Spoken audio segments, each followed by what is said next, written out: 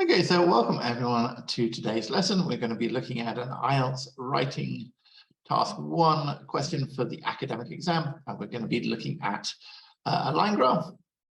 So the line graph that we're looking at is this one here. And our question is referring to average CO2 emissions per person. Just so everyone can see this.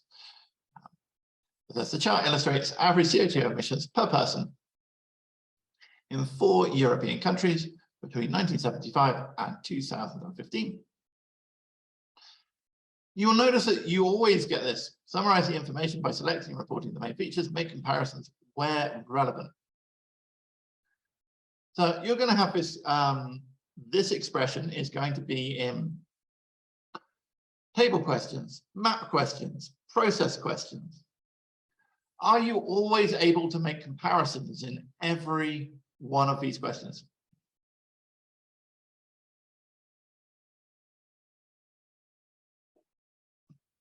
Tamara says no, Maitreya says yes. So let's think about a process question.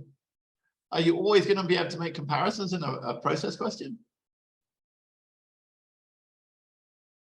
I would say it'd be almost impossible to make a comparison in a process question. So remember, this is always going to be in your question. What is the important thing in this part of the question where it says make comparisons where relevant?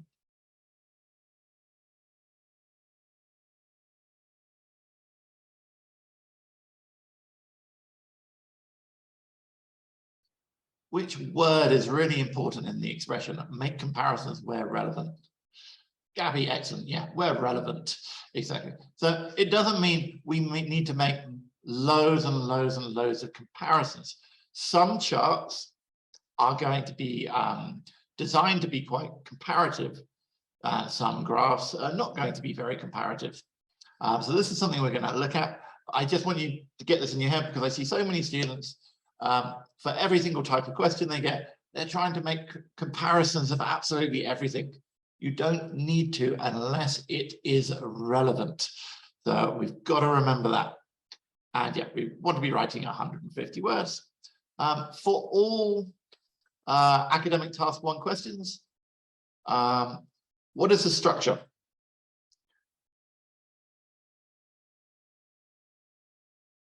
Tamara says 4 paragraphs, exactly.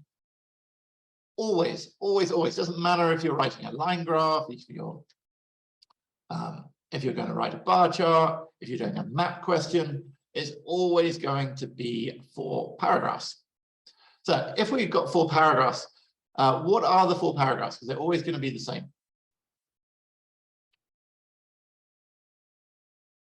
Brilliant. Maitreya says question paraphrase, or some people will call it the introduction. Paragraph 2 is our overview. And then we have 2 details paragraphs. Yeah, and that's going to be the same for all of our academic task 1. Unlike in your task 2, in task 2, there are different ways of writing task 2. You know, some teachers will teach you 5 paragraph methods. Some teachers will teach you 4 paragraph methods, and both of them are all right. But in your academic task 1, there is only one structure. If you don't follow it, you're not going to get over a bad 5 for your coherence cohesion. So it's super important that we understand that before doing anything, that we only have 4 paragraphs. We've got an introduction, an overview, and 2 details paragraphs. Okay, so we have got this question. Welcome, Mary. Let me share this for everyone so Mary can see it. This is today's question, Mary. We're looking at this line graph. So what is the very first step we do? So like with task 2, before we start writing, what do we need to do?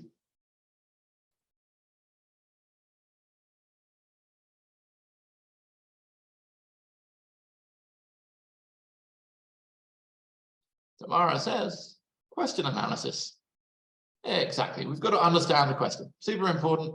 We analyze the question and then we plan. So you don't get your essay and when you're sitting in the exam to start writing. No. We need to do a little bit of planning to make sure that we're organized and that we understand the question. It's going to make your writing quicker. So what are some things that we need to know to understand the question?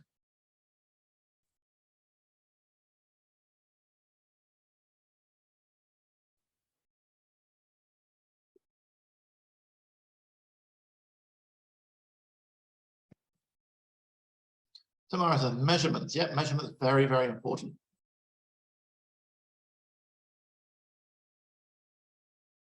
Type of graph. Yeah. Very good. Yeah, purpose of the graph. So really making sure that we look at the question. So we're analyzing the actual question. So the graph illustrates average CO2 emissions per person in 4 European countries. So anyone who just came to, we just did a class on noun phrases. What is the main noun? What's the subject of this question? Do we care about the countries? Do we care about the persons? Do we care about CO2? Do we care about emissions? What is the key head noun that we're talking about?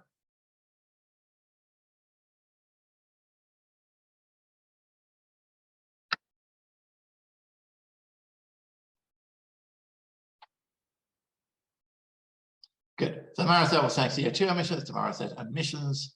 Yeah. Gabby said emissions per person. So the key now, the head now, the most important word that we're looking for, like what is our subject of the graph? The subject of the graph is emissions. And then we can see, okay, that's CO2 emissions, they're per person, but emissions is the key noun here. So really important that we know that we're talking about the emissions. What else do we want to think about when looking at this? Someone said about key. So yeah, do we have a key?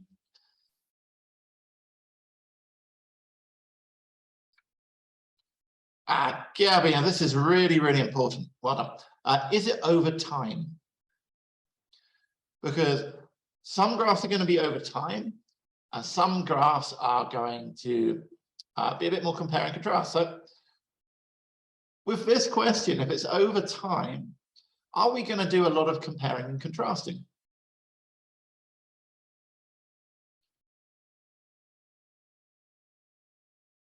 Gary says no. Excellent. No. So graphs over time, we're not interested in comparing and contrasting. We should be focusing more on trends. So it's really important that we can identify really early on. Is it a compare and contrast diagram? Is it a graph over time? Or sometimes you're going to get a combination. So sometimes you're going to have compare and contrast and over time. So this is something we want to think about. Again, thinking about time, what else is important about the time? Well, here we've got years. What do we want to think about?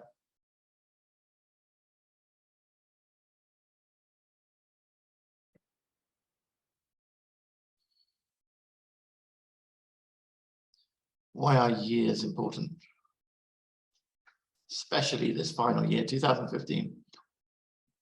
Why is it important that the final date is 2015?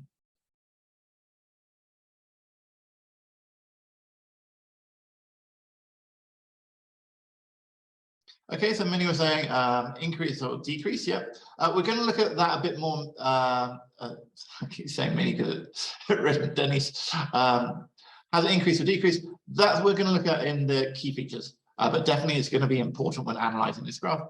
Gabby, that's it. In the past, it's really important to know what verb tenses we're going to use. So if we look at this chart, so everything here is in the past. So what verb tense are we going to use? It's a completed action in the past. So Gabby says past tenses. We can be a little bit clearer than that. Tamara said past simple and past perfect. You are making your life very difficult. We are not going to be using the past perfect. Why are we not using the past perfect in this?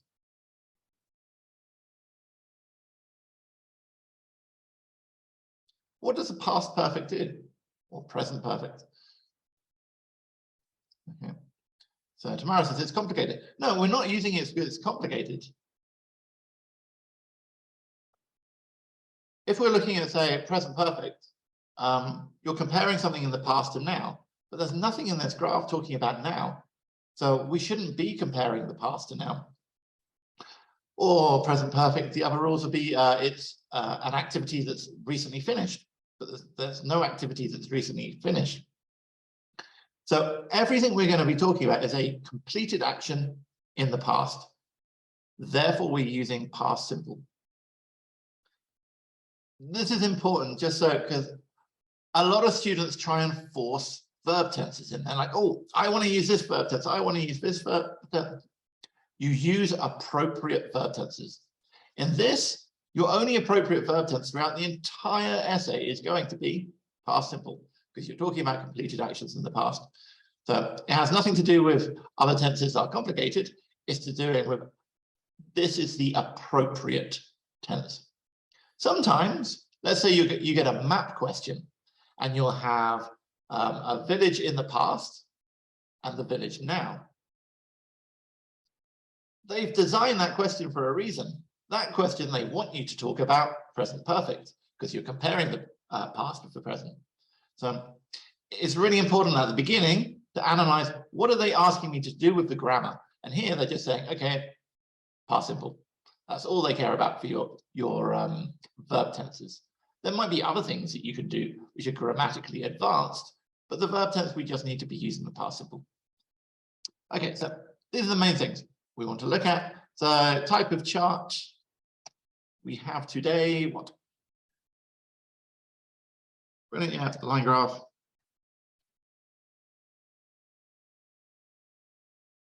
Is this type of question, is it comparing, contrasting? Is it showing trends over time, or is it trying to do both?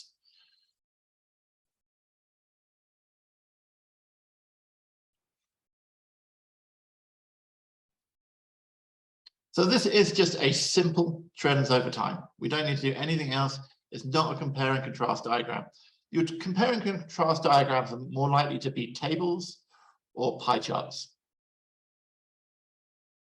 Okay, so that's when you're comparing and contrasting, when you quite often you haven't got data, or maybe they just give you, you'll have multiple pie charts, but your pie charts are going to be about different dates. So that would be like a combination. It's going to be over time and it's going to be compare and contrast. But line graphs typically are super simple. They're over time. And as I said, it's important that we know that, because then we know how we're going to address this question over time. How many categories have we got?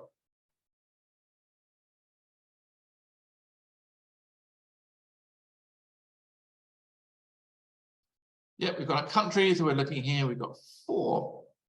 Why is it important to know about our categories?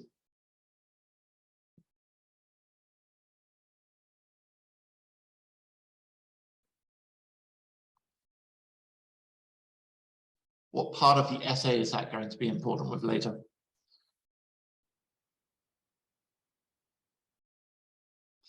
Details. What about the details?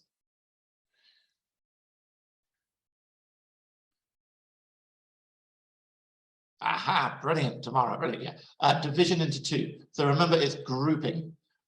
We have to, it's a 4-paragraph essay, we've got 2 details paragraphs. We need to logically group our categories. Is this going to be a nice, easy one today for grouping? Yeah, because if we've got 4, we group 2 and 2. So we already know what we're going to be doing. When we're grouping, we're going to have 2 of our categories are going to be in one body paragraph, 2 of the categories are in the other kind of detailed paragraph. So that's always nice. When we have 3 or 5, we've got to just, weight our categories, but it's going to be a lot easier if we've got 4, because it's just 2 and 2. Verb tenses, we already mentioned we're going to be using the past simple. Everything is going to be past simple. Do we need passive voice? Nope. What kind of charts and diagrams are going to use a passive voice? There are two in particular. Yeah, maps and processes, exactly. If you've got map questions, you have process questions, you're going to be using a lot more passive voice. These, we're just using the normal active voice. Units of measurement.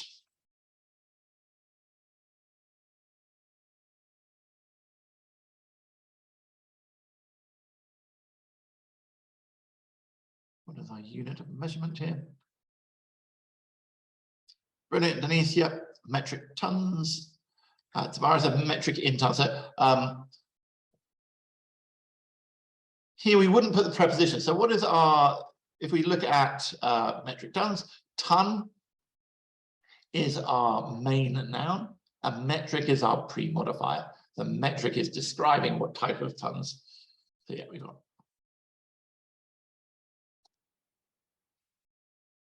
metric tons. Is there a key?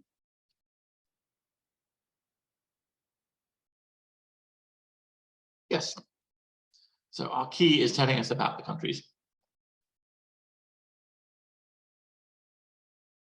Okay. So these are the key, I think, is here. Mary, yep.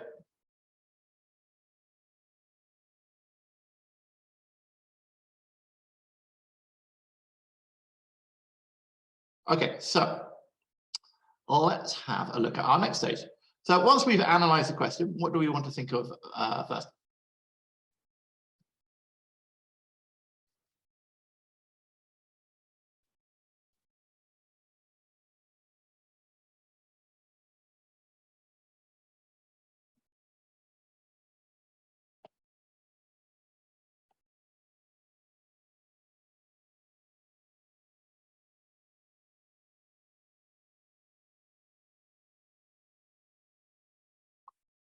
Structure, excellent, yeah. Or actually, before structure, sorry. What goes before the structure? Tamara says key features, yeah. Okay, so what are our key features? So when we've got, and we go back here, over time, it's really important with over time, we think, okay, we've only actually got 4 things that we should be considering for key features over time. So the things that are over time, Gabby says trends. So what are the 4 trends that we could possibly have? So again, it's really nice. You get these line graphs. You should be really happy if you see a line graph over time because it makes your life so easy.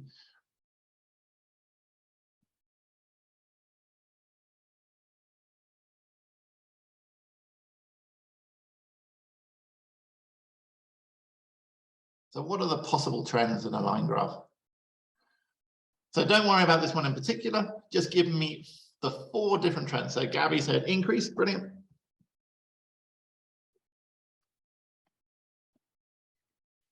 I'm writing in the wrong place, sorry. Increase. Come on.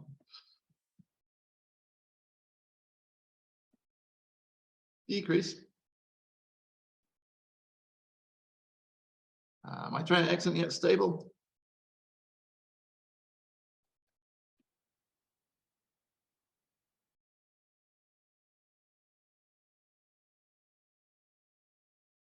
And what is that? The 4th possibility?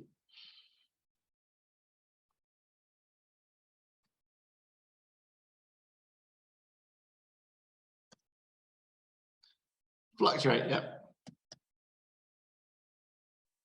So that's all we're looking for. If we get a graph like this, you should be going, excellent. My overview is going to be super simple because the only things that I want to be considering are increase, decrease, stable, or fluctuate.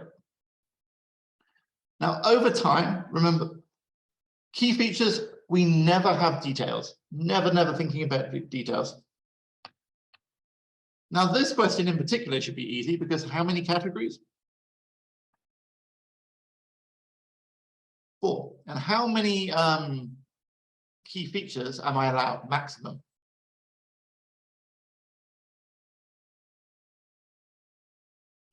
So the maximum we're allowed is 4, exactly. So we got 4 categories.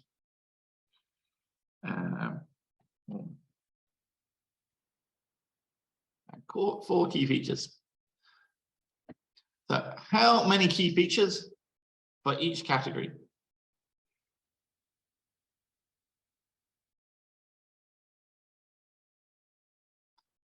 We've got 4 categories, 4 key features. We need 1 key feature for each category. That's all we're going to do. We're describing the trend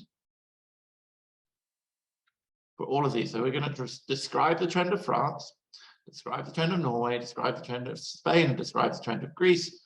And we've just got to choose one of our 4 options. Are they decreasing, increasing, fluctuating, or remaining stable?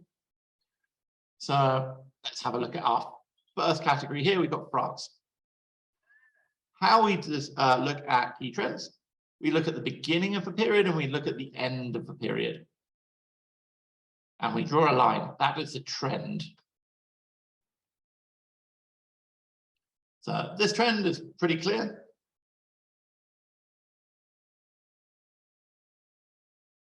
Is it increasing, decreasing, fluctuating, or stable?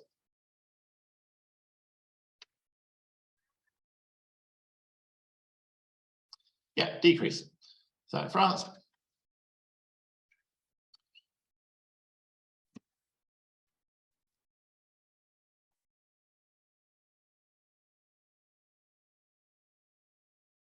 What is our next category? Norway. I'm going to come back to Norway because it's probably the most complicated. Let's have a look at Spain. The green line, what's happening with the green line? We look at the beginning, we go to the end. It's increasing. Okay.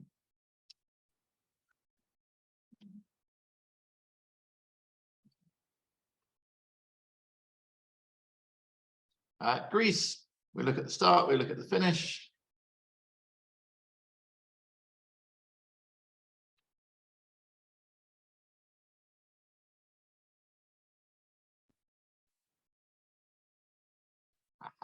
And Denise was saying, so this is interesting, gradual increase and stable. So Denise here, you're just giving too much information. So at the moment, what happens if I say gradual increase and stable? Am I describing a trend? What am I really describing if I say there's a gradual increase and then it becomes stable?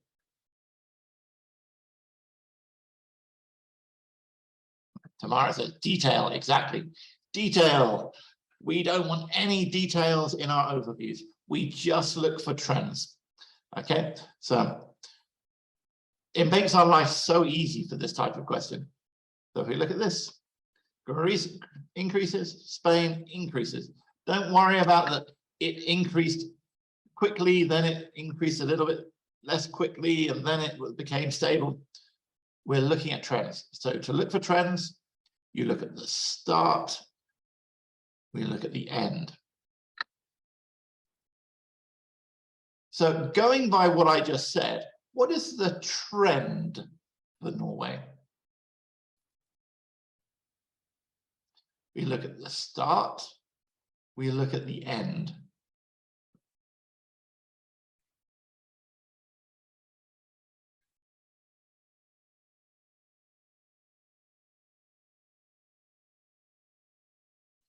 Okay, so I've had 2 options for students here. Some people are saying decrease, and some people are saying fluctuate. So is the trend fluctuating? So if the trend is fluctuating, you're going to see it goes up, it goes down, it goes up, it goes down. But how many fluctuations really are in this trend? 1. What if we're talking about one of something?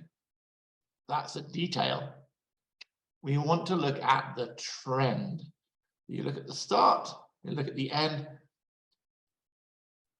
and we go, okay, the trend is it's decreasing. Sure, no, it's not all the time, but the word trend does not mean every single year. The word trend means in general, what is it doing? If I forced you to gamble with your house, if I said, okay, I'm going to make you gamble with your house in 2016, do you think Norway's prices are going down or going up? If you had to gamble your house and they go to decrease or increase, what would you gamble your house on? Looking at this graph.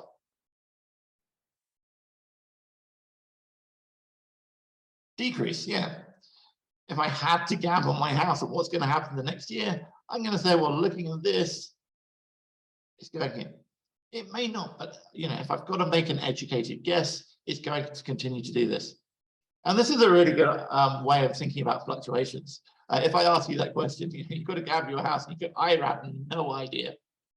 That's when it's fluctuating, because when it's fluctuating, it's going up, down, up, down, up, down.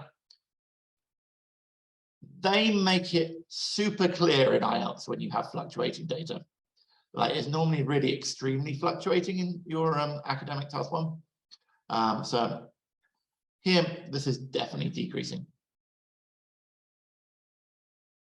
Sometimes you have these fluctuations. What is a nice way of describing or adding in fluctuations, but not really mentioning it too much?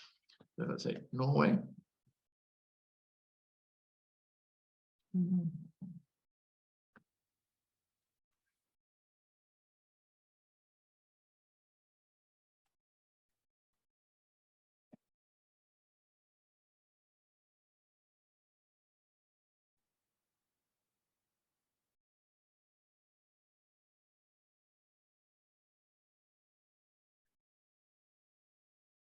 What is a really useful expression we could have?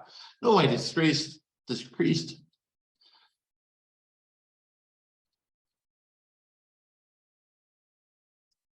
You could say, despite some fluctuation. So this is a really nice thing that we can use in our overviews, which is really what the key features are all about. So you can mention this is the trend, but there were some fluctuations. Okay, so you can add this in to show that it wasn't a steady decrease. And these are, so we've got 1, 2, 3, 4. We've got 4 key features. This is sufficient. And where is all this information going to go? Where do we put our key features?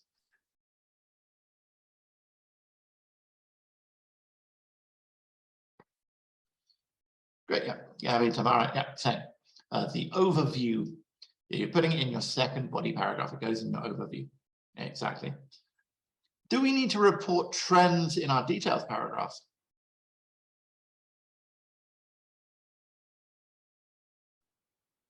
No, because you've already mentioned it. Once it's been mentioned in your overview, you don't need to then go, okay, and then otherwise your details paragraphs become really, really big. So we just put them in the overview. So remember, key features, this is a trend, and it's going to go in the overview. Okay, so we've decided on our key features, and at the moment, remember, we're still in the planning stage. We're just going through, we're analyzing the question. We've gone, okay, these are key features. What do I think about after the key features?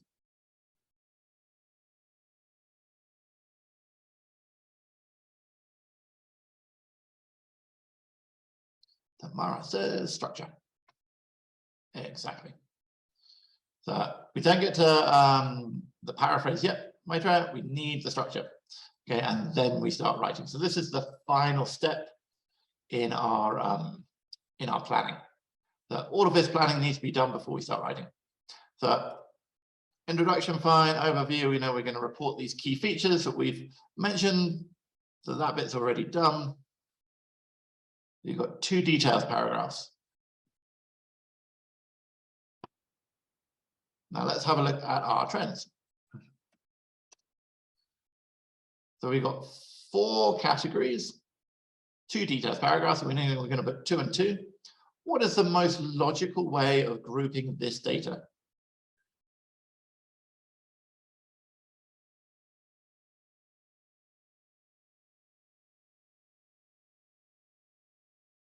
Yeah, Gabby says decrease and increase. So France and Norway decreased, Spain and Greece increased.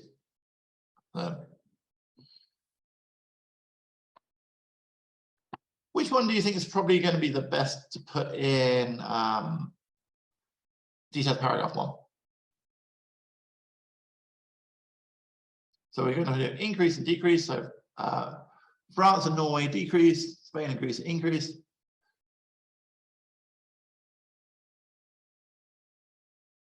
What would be the most logical to go first? Yeah, decrease. We're going to go with the first. So France and Norway are the first things on our key. So it's only logical to have body paragraph 1, France and Norway, body paragraph 2, Spain and Greece.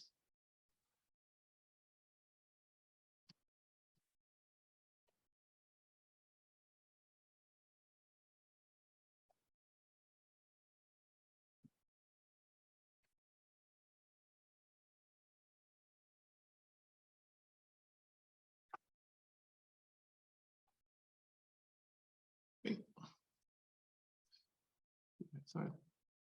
Right, I'm going to give you a hypothetical question. So let's pretend we have a slightly different question. So we're not actually looking at the graph we've got now. We've got 4 categories and let's say Greece.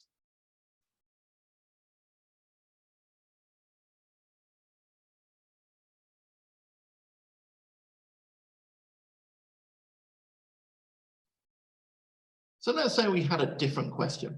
And in our different question, we had this. How would I group this data?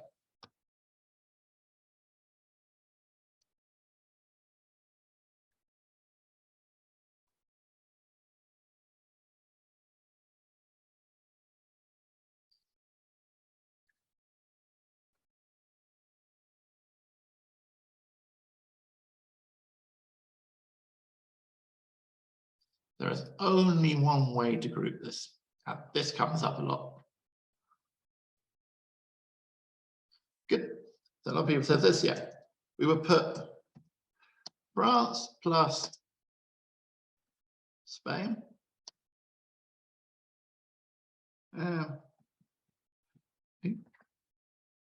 Greece plus Norway. Why?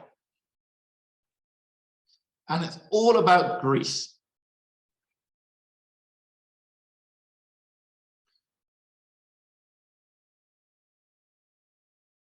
What can you tell me about fluctuating data?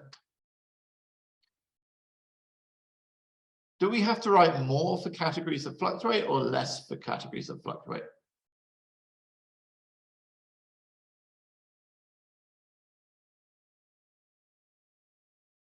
More, because there's going to be more data points that we need to refer to. So if we're writing more for fluctuating data, which one of the others, so we've got decreasing, increasing, and stable, which one of these do I have to write the least for?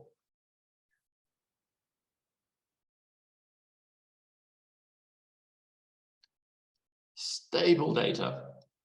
Because for stable data, you don't have to say much. You say, this was a figure, it stayed the same the whole period. So what we're writing more for, what we're writing least for, you put them together and you have a balanced paragraph. Let's say we're going to change again this hypothetical idea for grouping.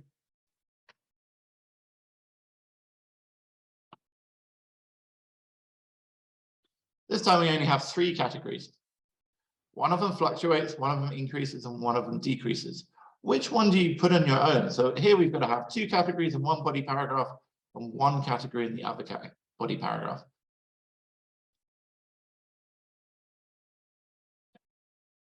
Greece goes on its own. So you have France plus Spain and Greece. So again, why? Remember, this is all about logic. You're being graded on logically grouping. Why do we put Greece on its own?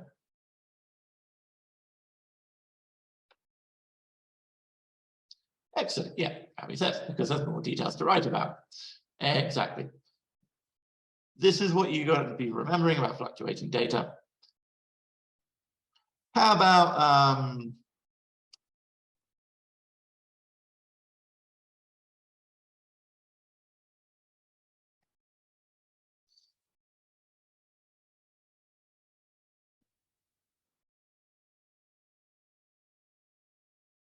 make it easier.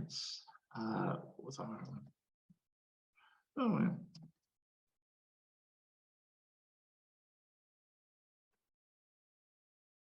How about if we have this?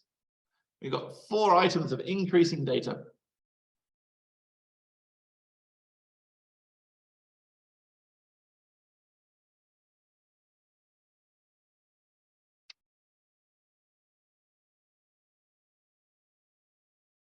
So tomorrow says big increase and low increase. Yeah. So again, this is very hypothetical. Obviously, this is not true with this graph, but I want you to understand it so you can group your data. Let's say all of these lines were increasing. So if everything is doing the same thing, you just pick the top 2 and the bottom 2. Okay, so you choose 2 highest and 2 lowest in order. So here you go: France, Norway, Spain, Greece, and just go with that. So if everything's doing the same, just pick the highest and the lowest. Okay, so hopefully we've covered that. These are my fake ones, right? So let's get back to the actual graph that we're doing. What do we do next? So we've decided on our structure. We've analyzed the graph. We've picked out our key features. Yeah, we jump onto paraphrasing.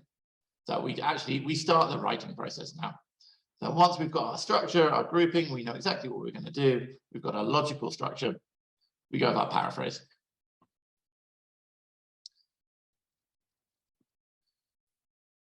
With academic task 1 paraphrases, let me just get this out of the way so we have a bit more space.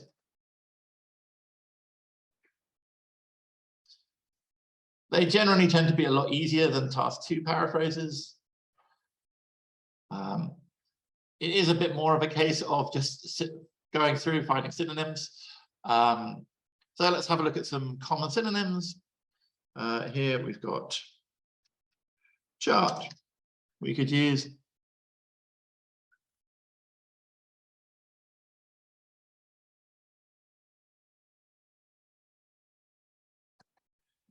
graph. So if it says this is a line chart, you could say this is a line graph. You can say the graph, the line graph.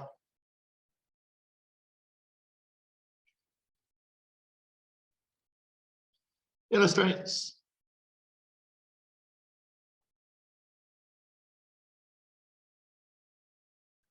Displays.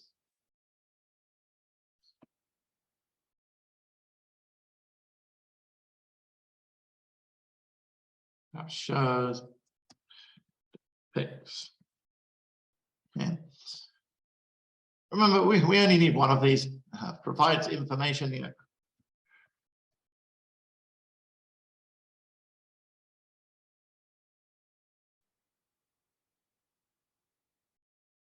Okay, so any of this would be good.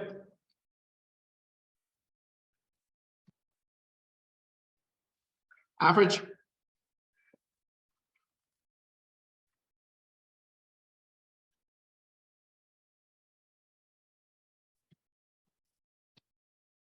Mean. Okay. Common, let's see, common CO2, no. So average and common. So that's interesting. So tomorrow we're saying, could we use common here? So if I said an average person, it would be okay. If I said a usual person, so let's have a look at.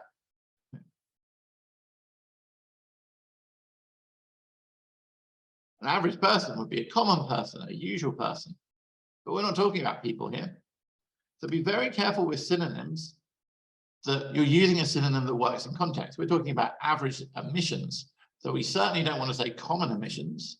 We don't want to say usual emissions. Totally different meaning. So in these kind of questions, so in academic task 1, you can use mean. Or what could you do if you don't know a synonym for the word average? Repeat it. Simply repeat it. If you repeat one word, you are not going to lose marks. It is much better to repeat a word than it is to use the wrong word.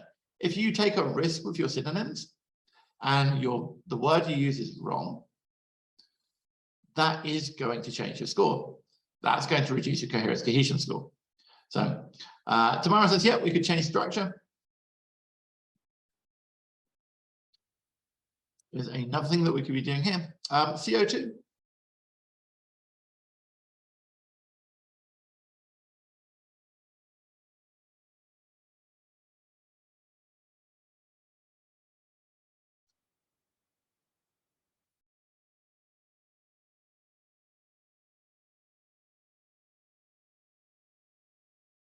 Carbon dioxide. Excellent. Again, if you look at that, just go, I don't know, CO2 is CO2. Just use the word CO2. But we could actually write the full word here.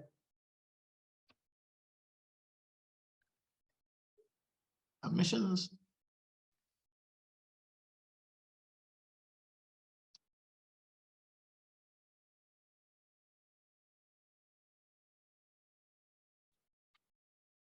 So Denise says gases. So at times, it would be gases, but an emission isn't just a gas. Production, CO2 production per person? No.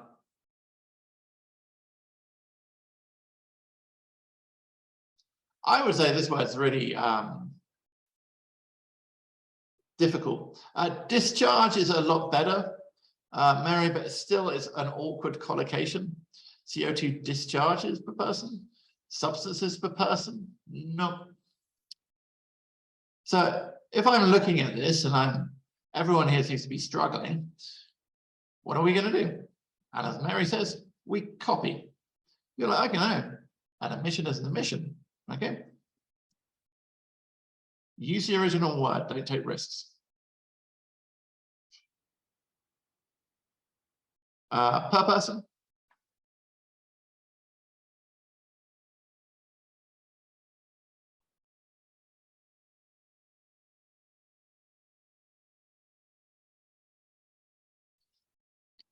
Each person. Could I use a relative clause here? In thinking about changing sentence structure.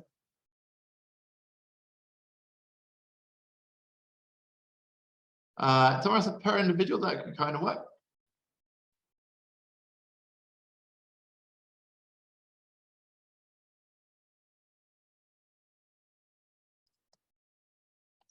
So here,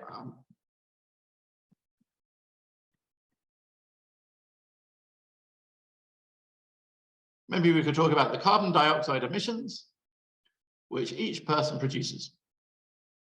So I could use maybe a relative clause to describe, rather than just saying per person, which each person produces. This would be an idea of maybe changing sentence structure. That each person emits tomorrow, that would be really good. We could also do that and just get rid of these emissions. So you could say, it talks about the mean carbon dioxide, which each person emits. So this is possible. Maitreya says, is it necessary to paraphrase every word? No, I'm just going over common words that we can come up with. The very first thing I would do, Maitreya, is see, can you change the sentence structure? Because if you're changing sentence structure, it makes your life a lot easier. But if not, we can just go through and have a look at some common things. Like this per person, it comes up quite a lot. Average comes up a lot, mean, so it's good to know, illustrates, displays. These are very, very common words, so they're good to know. In 4 European countries. So what can we do instead of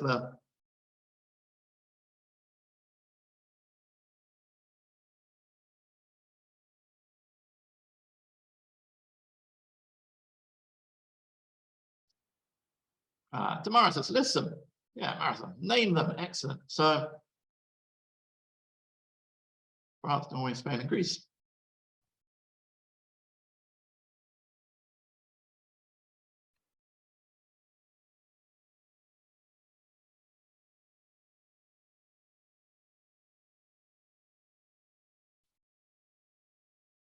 Don't do what I see a lot of people do, and they go in 4 European countries, which are France, because then you said that and then repeated it again, so that gets a bit repetitive.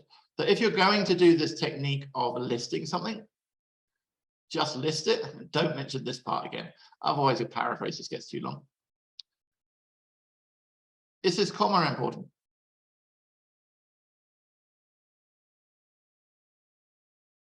Yes, this is our Oxford comma. If we don't have this comma, it means that we actually have 3 categories.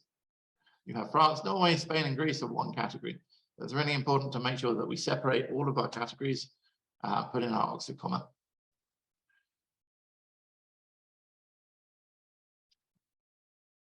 And then this is really common from, oh yeah, give me the answer.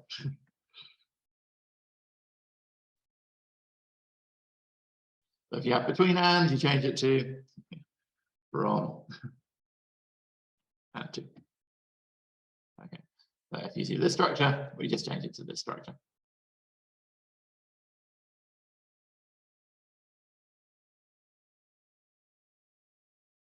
How much time have we got? Okay, let's have a look at some paraphrases from you guys then. So here, as I said, here are some ideas. You can use these ideas, you can use your own ideas.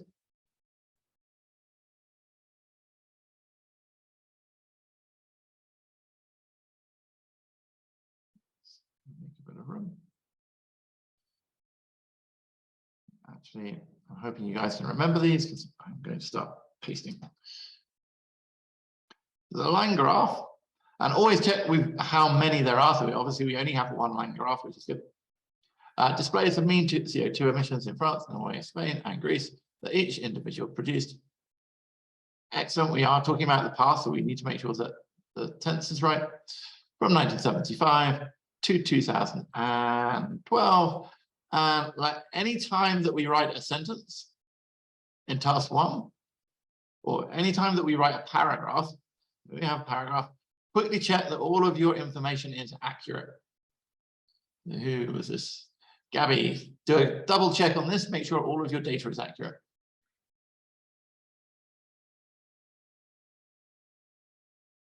Do you see any problems?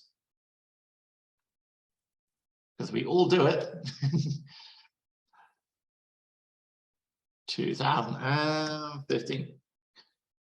So get in the habit every single time that, I would say if you're doing academic task 1, every single time you write a sentence, reread it and check all of your data. It's a lot easier to do it sentence by sentence than it is once you've written a whole paragraph or a whole essay and go through it. So if you can go sentence by sentence, we can check this and get that into a habit in your writing process, because it would be terrible. Let's say you write a perfect essay, but you made this 1 mistake. You can't get over a band 6 for your task response because your data isn't accurate. So it's really, really important that we're double checking dates and data. Okay, so write a sentence, double check it. Write a sentence, double check it. It only takes like 5-10 seconds to double check that what you've written is accurate. Get into that habit. Apart from that, this is an excellent paraphrase. So well done. Tomorrow. The line graph displays the mean carbon dioxide, which each person emits in France, Norway, Spain, and Greece between 1975. So good try. Displays the mean carbon dioxide. So that's a bit weird. We need some kind of quantifier here.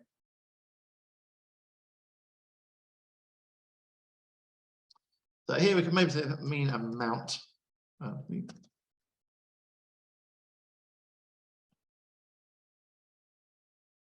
Why am I using amount of and not number of?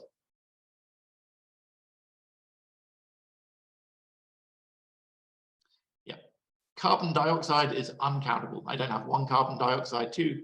So remember, we use amount of for uncountable, number of for countable. Okay. So the line graph displays the mean amount of carbon dioxide which each person emits in France, Norway, Spain, and Greece between 1975 and 2015. Apart from that, good.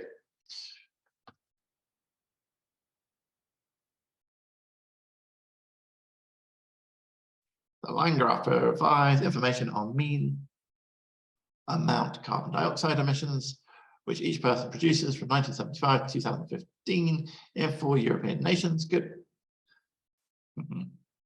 Okay, yeah. So Mary is corrected herself here with amount of.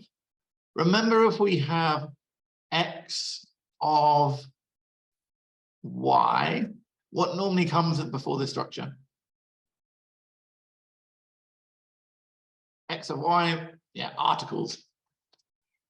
So this structure comes up so much in academic task 1, the number of, the amount of, the quantity of, the percentage of. So remember that we want the article at the beginning of this phrase. Okay, let's make room for some more paraphrases.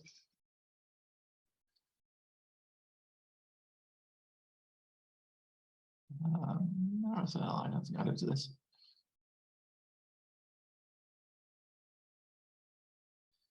Guys in the chat, if I haven't included your paraphrase yet, can you repost it in the chat just so I can see it? Thank you.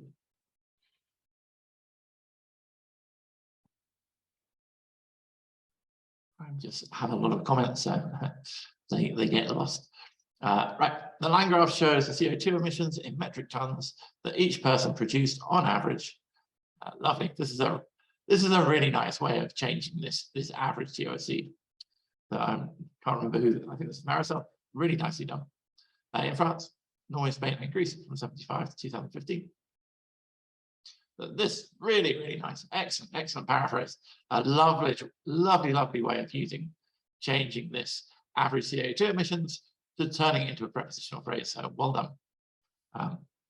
Definitely a nice trick that everyone can learn from this. The line graph displays the mean CO2 emissions which each person produced. Remember, it was in the past, so we need to use the past tense. 4 European countries from 75 to 2010. So for this person, I would say quick check of your data.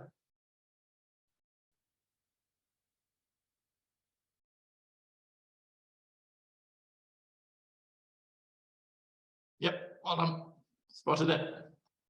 As I said, give yourself 5 seconds. You don't have to apologize to me. Just give yourself 5 seconds.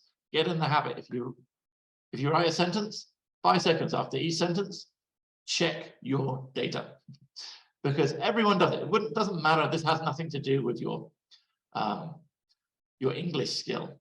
You know, a native speaker makes mistakes. That is why part of the writing process involves checking your work.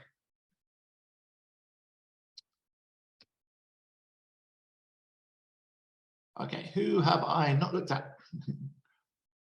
Excellent, Denise, thank you. The line graph shows the mean amount of carbon dioxide emissions that each individual produced in the 4 European countries from 1975 to 2015. We don't know at the moment what these 4 European countries are because we haven't mentioned them yet. So here, because they haven't been mentioned yet, we don't put this article. The line graph displays the mean amount of carbon dioxide emissions that each individual produced in 4 European countries from 1975 to 2015. Good. Okay, that all works. Is there anyone else who I've not looked at?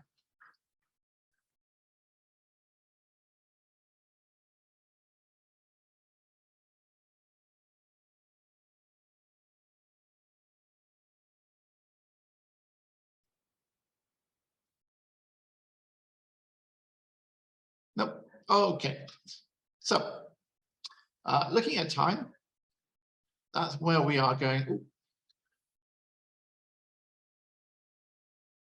Mary, I'll talk to you about this in a minute. Okay. So looking type, this is where we're going to stop now. I'm going to give you some homework. So when I post this link to YouTube or in the Facebook group, so for anyone in this class, only for people in this class, sorry if you're watching at home, but only for people in this class, if you can post your overviews, and I'll give you some feedback on overviews using the information that, not in here, using the information we have here. So remember, all overviews are going to start with overall, and we want to summarize these 4 trends. Okay, so only for you guys in the chat of the Facebook that once I've posted this. So tomorrow, you don't have Facebook, do you? Tomorrow, do you get access to YouTube?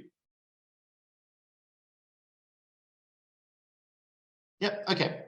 Are you subscribed to the YouTube channel? Go to the YouTube channel. I will put this up in shortly. Okay.